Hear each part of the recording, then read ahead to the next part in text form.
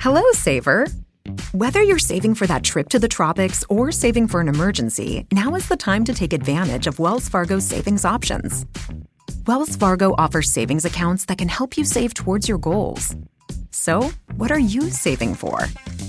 Visit a Wells Fargo branch or wellsfargo.com/save to open a savings account today. Wells Fargo Bank, N.A., member FDIC. In a moment, we'll present the Texas Rangers. But first, here's a reminder that you can read all about your favorite NBC stars and find pictures of most of them in the current NBC Silver Jubilee issue of Radio TV Mirror magazine. Buy it at your newsstand today. The National Broadcasting Company presents Joel McCrea in Tales of the Texas Rangers. From Hollywood, another authentic reenactment of a case transcribed from the files of the Texas Rangers.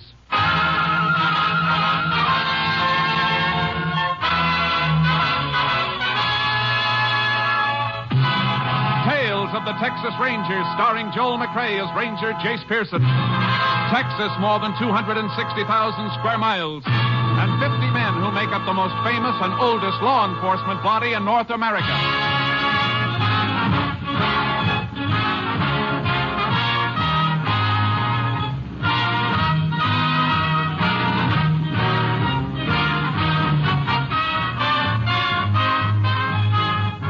Now, from the files of the Texas Rangers come these stories based on fact. Only names, dates, and places are fictitious for obvious reasons. The events themselves are a matter of record.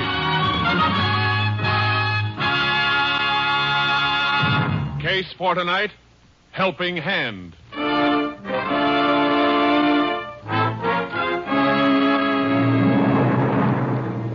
It is 3:15 p.m. an afternoon in November 1950. A deluge of rain has swamped the deserted roads of West Texas, and a lone motorist sits disconsolately in a small sedan near the side of the road.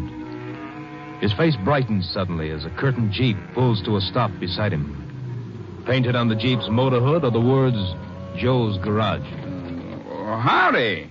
Howdy. Having trouble? Yeah, wires must have got soaked coming through that low spot in the wash back there. She chugged and sputtered a ways and then conked out on me. Reckon we can fix that for you. Hey, get that kerosene squirt can, Rusty. Okay, Joe. You want the canvas, too? Yeah, raise his hood, then tent the canvas over so none of this rain beats in there. Yeah. You just sit there and relax, mister. We'll have it perking in a minute. I'm sure grateful to you. What are you going to do? Squirt a little kerosene on the ignition wires. Better release your hood. Oh, yeah. Okay, Rusty, lift her up. Yeah. You handle it all right? Sure.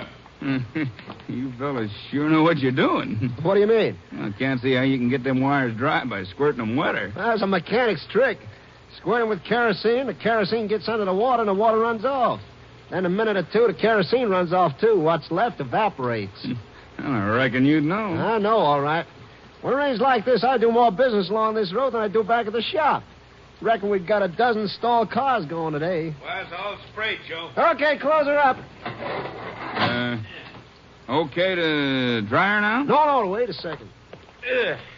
You got a couple of drops of water running down my neck. Only a mile up the road to Wally's Cafe. We'll stop for coffee after this fella gets moving.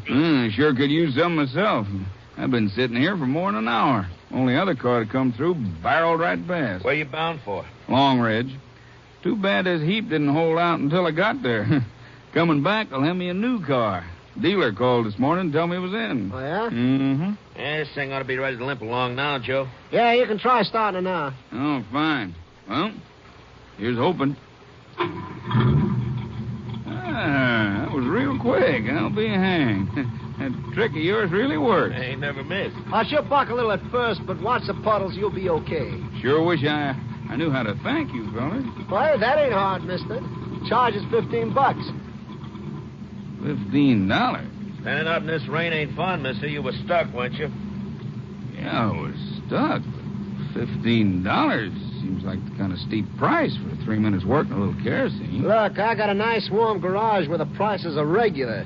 Working out here is a little bit different. Charge is $15.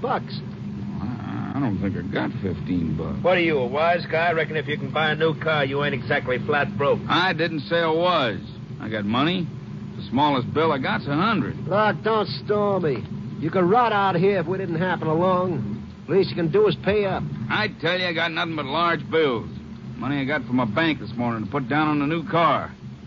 Want your money? I'll meet you at the coffee place you was talking about and get change. Where would Wally get change for 100 in that crummy joint? Change ain't our problem, Joe. Our problem is whether or not this guy's really got $100 to begin with.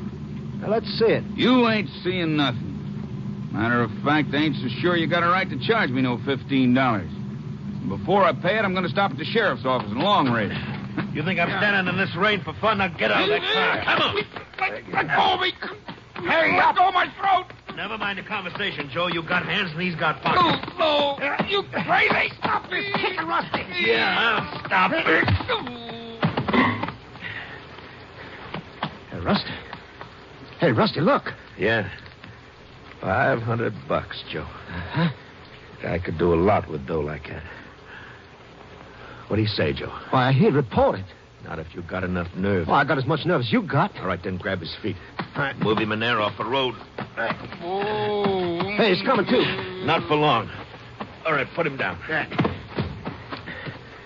Now, get your heavy wrench. No, you're crazy. You back out on me? No, but I'm not chump enough to use my wrench on him.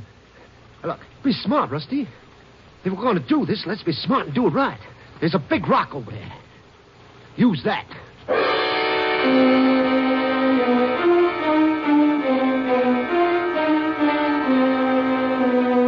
The body of the slain man was found early the following morning when highway patrolmen examined the area around the seemingly abandoned car. The sheriff was summoned from Long Ridge, and he in turn requested the help of a Texas Ranger. Ranger Jace Pearson was assigned. Still mighty wet from that rain yesterday, Jace. Yeah. Well, here's the body. Wanted you to see it before we moved it into town. You check his identification? Mm-hmm. License description fits. Name's Arthur McShane. Comes from Hooper Springs. What are you looking at, Jace? I'm just noticing these footprints around the body, Sheriff. Puddled up too much to help. Rain washed the edges away. Carried in here by 2 men. Or walked in with 1 man. No, he was carried. If he'd have walked, there'd be some mud on his shoes. His feet never touched the ground after he left the pavement. How long do you think he's been dead? Well, looks like it's been quite a few hours. Any sign of a weapon around? There must have been one with his head like that. Big rock with a blood trace on the bottom of it was laying over there. Almost washed clean, so I didn't want to leave it. I had a deputy wrap it and take it in for your lab. Yeah, it won't help much. Might have held some blood, but the prints wouldn't take. Now, let's get back to the car. Right. Anybody touch the car? No, that's just like the highway patrol boys found it. Driver's door open, seat and steering wheel soaked with rain. Must have got out to fix something. Well, if he did, he must have got it fixed before he was killed, because the car works all right now. I checked it. I want to take a look underneath. You see something, Jace? Yeah. Oily spots on the pavement. Thin film on a couple of small puddles. Drip from the oil to crankcase, maybe? Oh, it's too thin for that. Too light. It's more like a gasoline drip. Well, gasoline drip would be further back under the carburetor. Yeah, lab man can check it. I want one to fly down and go over the car anyhow. Where's the nearest phone? Wally's Cafe, about a mile up the road.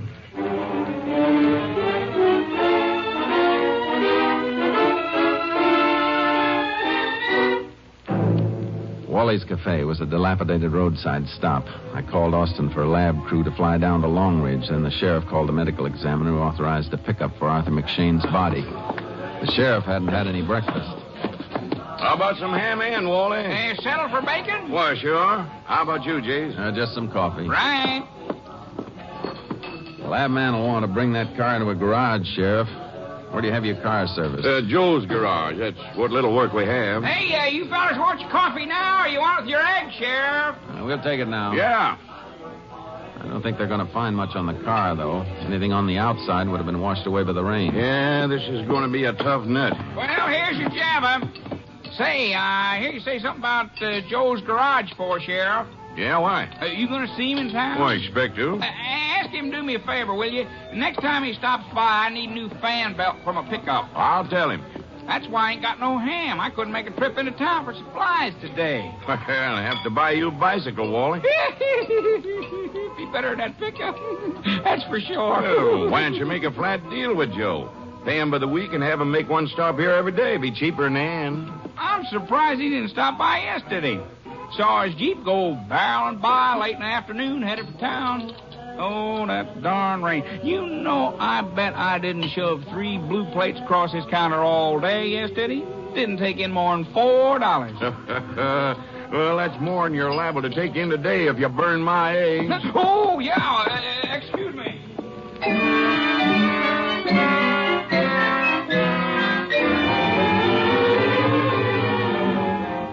The lab man checked in on the plane from Austin and went out after McShane's car. I waited in the sheriff's office in town until the sheriff came in with a report from the medical examiner. Here's your autopsy report, Jace. Cause of death, cerebral hemorrhage. Due to a severe beating about the head. Blood on the rock we found matched McShane. Anything on the time of death? About 3:30 yesterday afternoon. 3:30, huh? Right. McShane's wife just got in town. Went over to the funeral home. You want to see her? Yeah. Be another hour or so before the lab man gets to Joe's garage. Taking that long to check those oil spots and a few other things out at the road. Funeral home's just up the street. Let's go.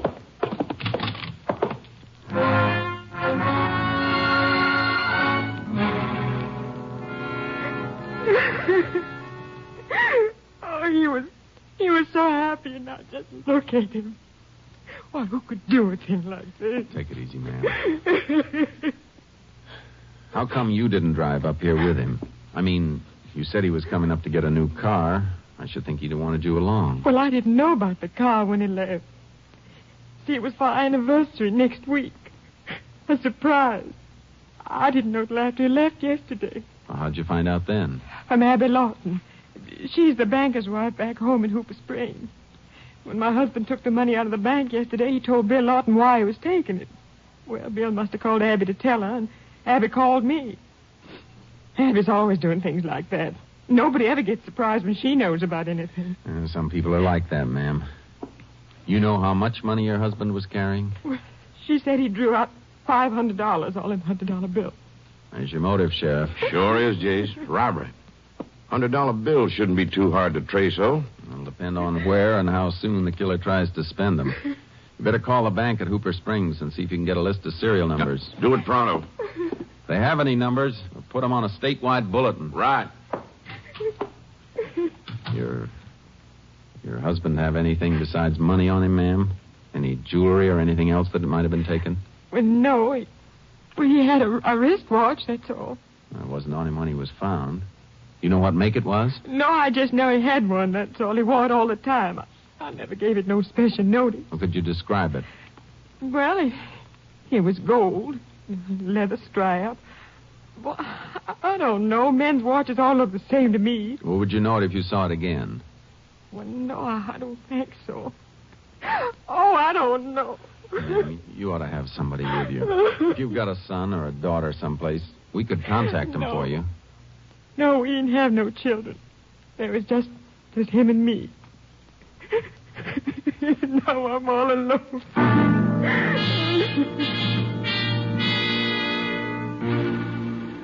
The sheriff got a list of currency numbers from the bank, and we arranged for a bulletin to all banks and major stores in the state. We were leaving the telegraph office when we sighted the lab man coming down the main drag in McShane's car. We hailed him, and he pulled over to the curb. Howdy, Jace. Howdy, Sam. Howdy, Sheriff. Hiya. We'll ride into the garage with you if it won't disturb anything. No, hop in. Been all over the upholstery and everything. Lots of prints on the dashboard, all the same. Probably the dead man's. No sign of anybody else being in the car with him? None I could find. Of course, he might have had riders. Banker at Hooper Springs said McShane was alone when he left the bank. Saw him through the window when he got in his car. And he wasn't alone when he got killed, that's a cinch. How about those oily spots on the road, Sam? And the ones under the car? They were kerosene spots, Chase. Kerosene was used to cut the grease on the ignition wires. Easy to tell, even with a field kit. That means the ignition wires must have gotten wet. Car conked out on him, and he sprayed them. Yeah, that's what happened, all right. But he didn't do the spraying himself. Why? No sign of kerosene in the car, anyplace. No can, nothing. You checked the trunk? Empty. Look, Sheriff, where is that garage? Joe's? 3 more blocks, then turn left. All right.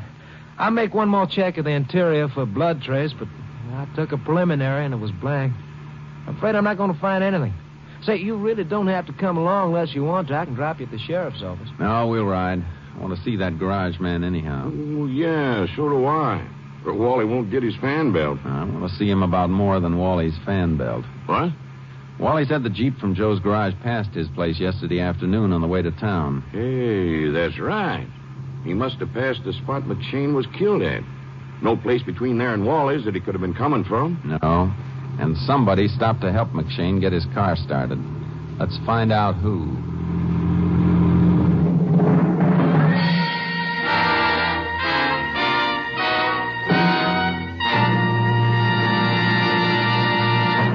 In just a moment, we will continue with Tales of the Texas Rangers, starring Joel McCrea as Ranger Jace Pearson. Now that fall is here and darkness comes upon us during the early afternoon hours, you as a driver must be ever alert for children in the streets and highways. Slow down at sundown. Follow the careful and courteous driving rules as set forth by the American Trucking Association.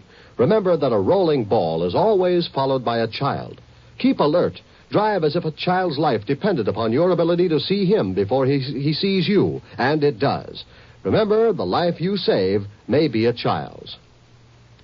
We continue now with Tales of the Texas Rangers, and tonight's case, Helping Hand, an authentic story from the files of the Texas Rangers.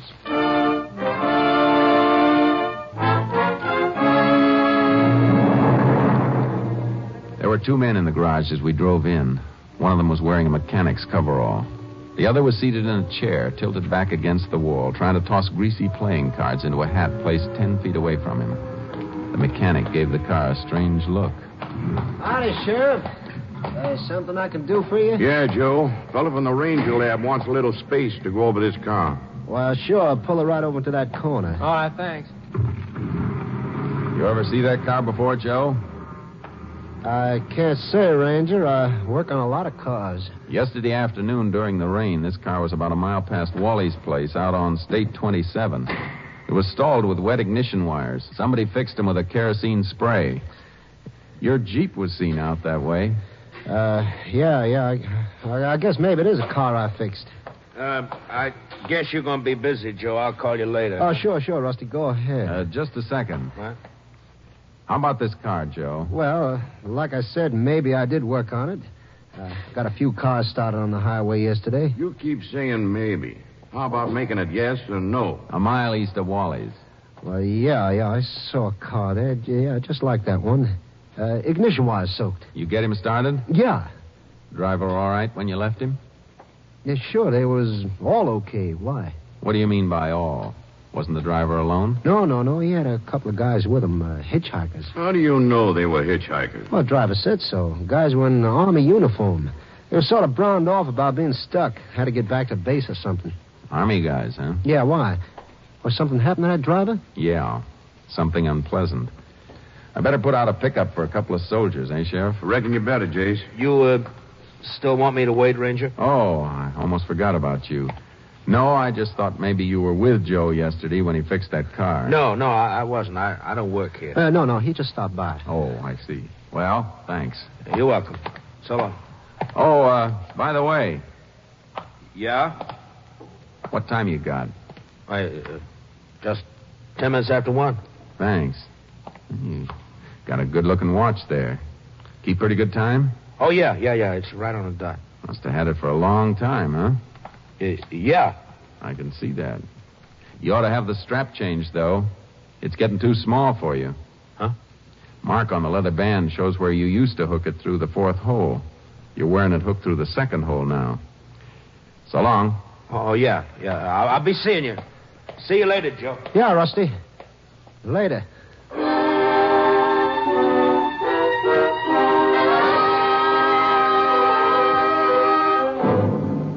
I'd noticed the watch strap right away. That's why I'd kept talking to Joe after I stopped Rusty from leaving. The waiting made him nervous, and he tried to keep the watch hidden. Joe gave us a fumbling description of 2 soldiers, which I pretended to phone to Austin. While I was phoning, I managed to signal the sheriff to pick up the greasy cards Rusty'd been tossing into the hat. We left the garage and took the lab man with us. Thanks, Joe. See you later. Sure thing. Bye, Ranger. So long, Joe. We'll see you again. Say, Jace, what'd you pull me out for? I wasn't finished. I know. I got something else for you to check on. Oh? What? Some playing cards the sheriff has. Yeah. I caught your signal, Jace. But what'd you want these for? Step around the side of the building here.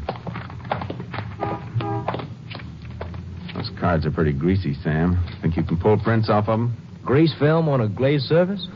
Cinch. But why? I've seen one of those garage boys before. Joe? No, the other one, Rusty. Something in my mind tells me I saw him in the pen at Huntsville. I want to check on his prints. All right, I'll get right on it. Joe's prints will probably be on those cards, too. Get a report on anything you find. But first, move that car out of there. Take it over to the sheriff's parking shed. If you can lift any prints in an hour, you can get them on the afternoon plane to Austin. What was that business about asking Rusty the time, Jace? It wasn't his watch, that's all. The man who owned that watch always wore it 2 notches tighter. Comparing their sizes, I figured that Arthur McShane's wrist would be just about 2 notches thinner than Rusty's.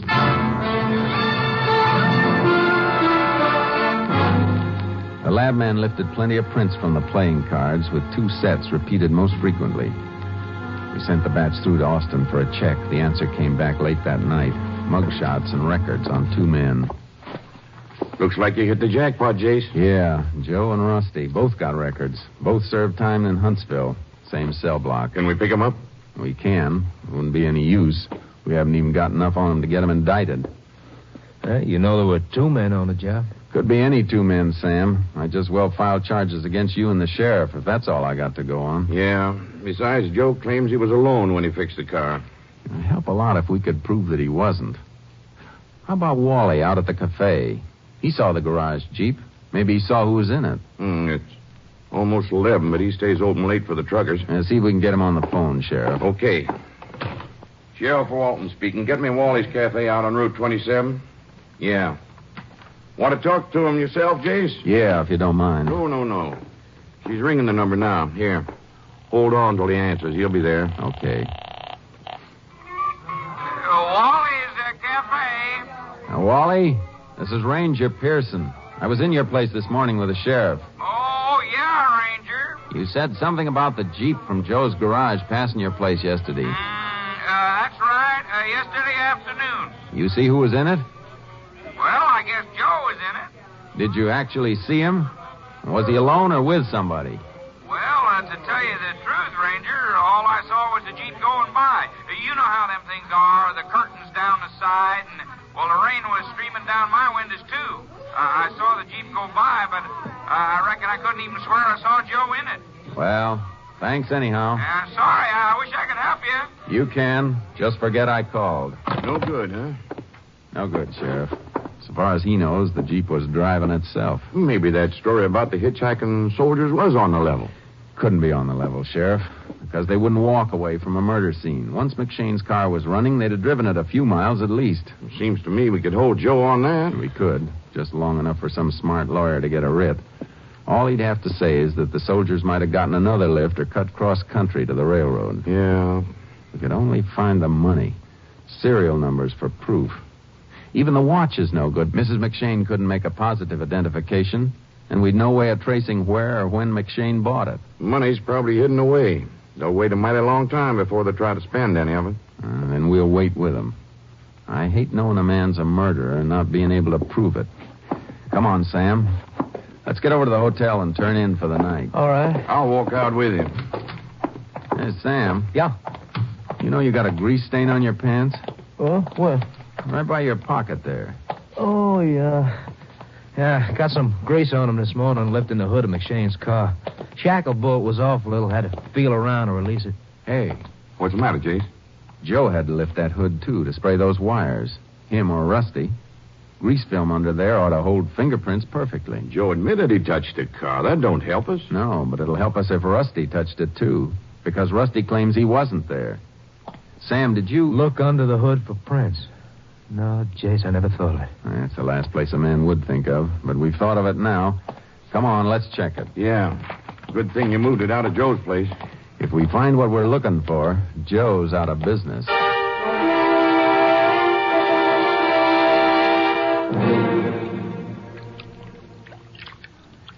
Get anything, Sam? Yeah. Photos of the prints I left at the beginning of the show. Some of them smeared, few of them clear.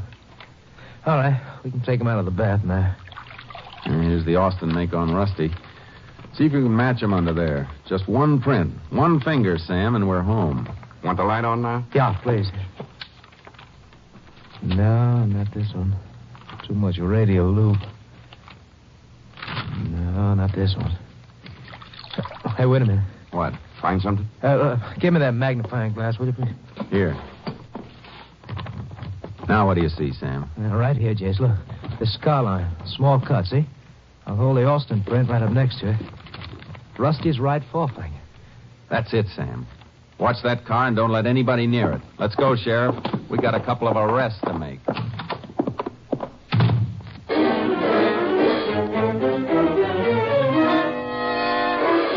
Neither Joe nor Rusty were at home, and Joe's car was missing from his house garage. We combed the town, but there was no sign of them. We started to hit the roadhouses along the outlying districts. Don't suppose they ran, do you, Jace? No, a couple of suitcases in the rafters of Joe's house garage. If he'd left, he'd have packed. He thought you swallowed that story about the hitchhiking soldiers. That'd make him feel safe. Where else would they be liable to stop? Well, I don't know. Just one more place out this way, then there's nothing for 4 miles until... Hey, Wally's place. I forgot to give Joe that message about Wally wanting the fan belt. Wally didn't mention it when I called him from your office. Might have called Joe on the phone direct to remind him. Joe hangs out at Wally's place sometimes. Nights, I mean. Drums up repair work with independent truckers that stop there. Let's try it.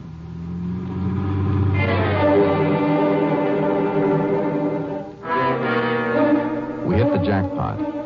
Joe's car was at Wally's place. Inside, one of the waitresses told us the 3 men were in the back shed putting a new fan belt on Wally's pickup. We slipped along behind a line of wash and waited for him to finish and come out. While we waited, Wally said something we couldn't hear as he bent down to the motor. Suddenly, Rusty jumped him. When? When did the ranger call you? Well, a little before midnight. Why? Oh, why'd you wait until now to tell us? I just happened to mention it. Ranger didn't want me to tell you at all. What do you want to know?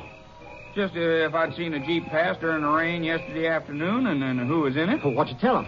Well, what could I tell him? I just about saw the Jeep it was pouring, so... Hey, you guys in some kind of trouble? No, of course not. We better get back to town, Rusty. Hey, wait a minute. You ain't ready for this fan belt. That's right, fellas. Fix the man's fan belt. The ranger. Include me in the party, too, Rusty. Why, Go ahead, Joe. Finish your work. Rusty can help you. It won't do any harm if he leaves a fingerprint under the motor hood either. Not under Wally's motor hood, because Wally is still alive. Out of my way, Joe. Hold it. The gun, Joe. Don't me. I haven't got a gun. Oh, holy mackerel. What's going on here? What'd they do? I ain't mixed up in Just it. keep your hands up, Joe. Take a look at Rusty, Sheriff. Don't take much looking. Right through the head. He did it. It was Rusty. He forced me into it. Sure, Joe. The dead man's always to blame. You can tell us all about it down at the jail. You gonna leave Rusty here? Fix your fan belt and bring him into town if you like. Come on, Joe, get moving. I want to hear more about those hitchhiking soldiers. Then I'll tell you about my dream. A liar who goes to Huntsville.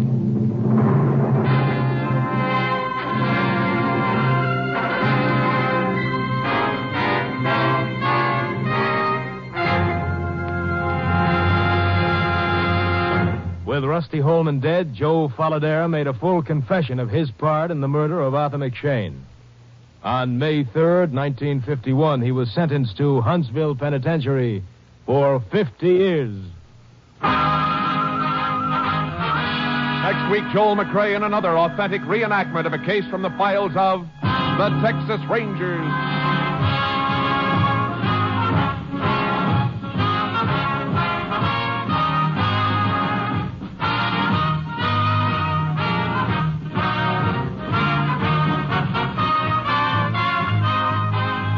Joel McCrea is currently seen starring in the Universal International Technicolor production Cattle Drive.